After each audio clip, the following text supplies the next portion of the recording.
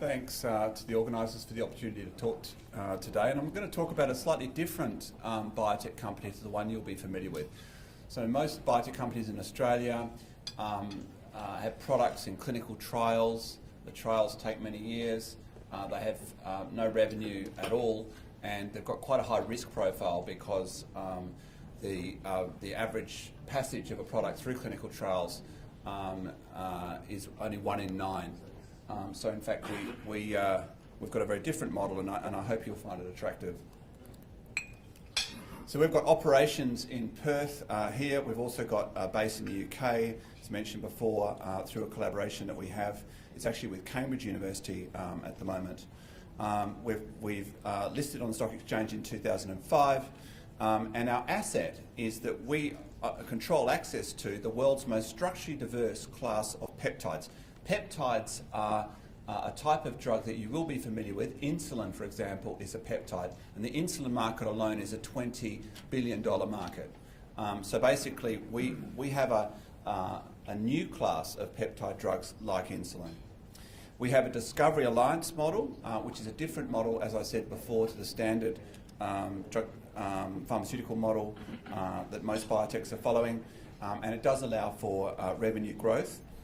We own this class of peptide, and just in the last 3.5 years, we've done 4 deals with top 10 pharma companies, with Roche, with MedImmune, which is part of AstraZeneca, with Pfizer, and with Janssen, which is the pharmaceutical arm of Johnson & Johnson. Quick financial snapshot. Our market cap is 9 million. Our revenue last year was 2 million. We feel we're on track to achieve or beat that this financial year. Our net cash position is 3 million, and our cash burn is 4 million, and it's good to be offset by the R&D tax concession. Last year we had a $1.9 million rebate for the R&D tax concession. So this is not startup technology. It's been highly validated, and it's had more than $45 million invested in it. And a lot of that was not just through equity raised, but also through grant income. That's grant income both from the US, but also from the Commercial Ready grant that we had. But also we've had pharma revenue of $5 million to offset our burn. But this is primarily not a revenue story. This is not a revenue business. This is a cash, it does generate revenue, but it's actually a capital growth story. We own a drug class, and it's analogous to owning an oil field or a gas field, in that we control access to that resource, and ultimately the value of Phylogica is in the value that the large companies place in having access to exclusive access to that resource. So it's normal for companies that own a particular drug class to ultimately get acquired in a trade sale. And in our space, which is the biologic space, the typical trade sale values are in the hundreds of millions of dollars for companies with no revenue. So it's great that we have revenue, but fundamentally it's a capital growth story. We're fortunate enough to have quite an experienced management team. Our chairman used to run medicine globally for a large pharmaceutical company, Boehringer Ingelheim. I have a strong academic background from Oxford and Harvard, but I also founded a biotech company which is exited via a reverse listing. We also have a chief financial officer who's spoken at these events before, who has a background from Oxford, but also was a leading biotech analyst for ABN AMRO in the UK for many years. And we also have very strong scientific leadership. The space we're playing in is quite an exciting area of peptide drugs. Now, I said before that insulin alone is a $20 billion plus market. The other peptides constitute a $13 billion market themselves. And that market is growing at about twice the rate of conventional drugs. Conventional drugs are tablets or small molecule drugs that you'll be familiar with. So this new smart drug area that peptides belong to, that's growing at about twice the rate of the small molecule drugs. But actually, if the truth be told, this market, it's exciting, but it's not going to continue to grow at the current rate, because the peptide companies are all chasing a limited number of different targets. And in fact, the peptides that make the most money really only hit a very small number of disease-associated targets. That's because current peptides can't get into cells. They can only bind targets on the outside of cells. We can hit targets outside cells. So we make libraries from parts of biodiverse proteins as a source of these peptides. So we harvest the structural diversity in nature from bacteria that live in deep sea volcanic vents or in geysers to have these diverse sorts of shapes to make these peptide drugs. And we own this particular class. And this just shows where we get our bacteria. This is the bacteria in the Archaea, ancient bacteria, and the species are shown here in orange on this tree of life. And the reason why we go to bacteria and these ancient bacteria to make these peptides is that they are the most structurally diverse source of organisms, because these organisms have been getting more different from one another for 3 billion years.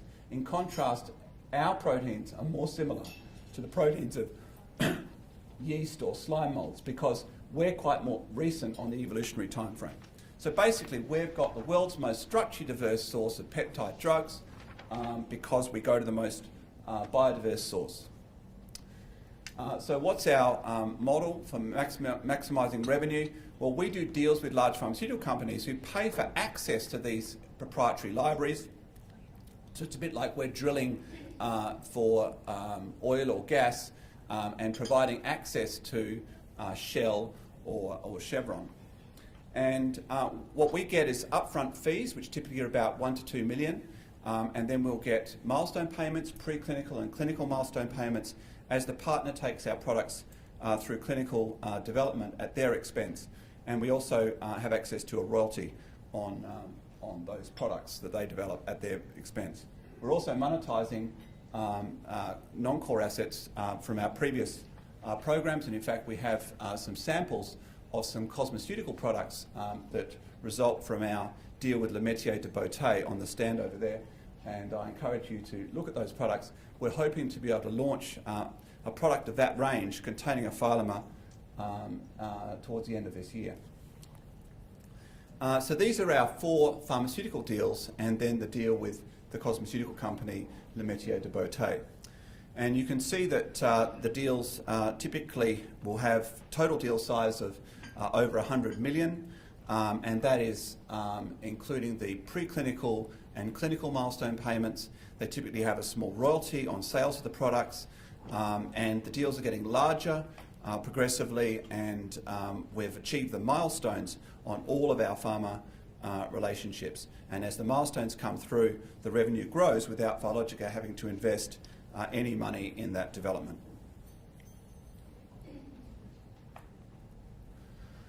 So why are the largest pharmaceutical companies in the world approaching Phylogica? What's so unique about Phylogica's asset?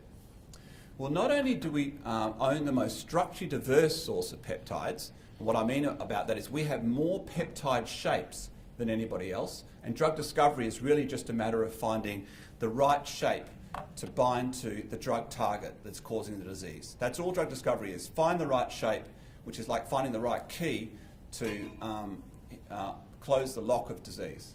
That's fundamentally what it's about. We have more shapes than anybody else in the peptide drug discovery. We have the most structurally diverse source of peptides. The second reason why the large pharmaceutical companies are coming to us is that we have a unique technology for getting peptide drugs into cells. And as I said before, the current peptide market is for drugs that are outside cells. We can get the drugs inside cells. So fundamentally, we can access a market that's 10 times bigger than the conventional peptide drug discovery market. So we can find new disease-associated targets, we can block those targets inside cells, and we can drive these drugs into cells. And we have technologies for all of those things.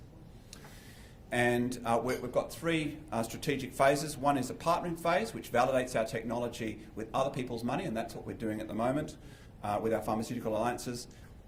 The phase that we're in right now is also the technological leadership phase, which is where we're validating our technology so that it's proven as the library as the best source of peptides, with a goal to ultimately having the library acquired in a trade sale. But meanwhile, we're also building an in-house pipeline of peptides against important drug targets. And we believe that acquisition is the normal exit for a company like Phylogica, and we think we'll be an attractive acquisition candidate because we own the most structurally diverse source of peptides. The cost base is low in West Australia because of the R&D tax rebate, and our alliances with large pharma has validated our technology. There are not many Australian biotechs that have done deals with 4 large pharmaceutical companies in the last 3.5 years. So in summary, we've assembled a world-class drug discovery platform around peptides.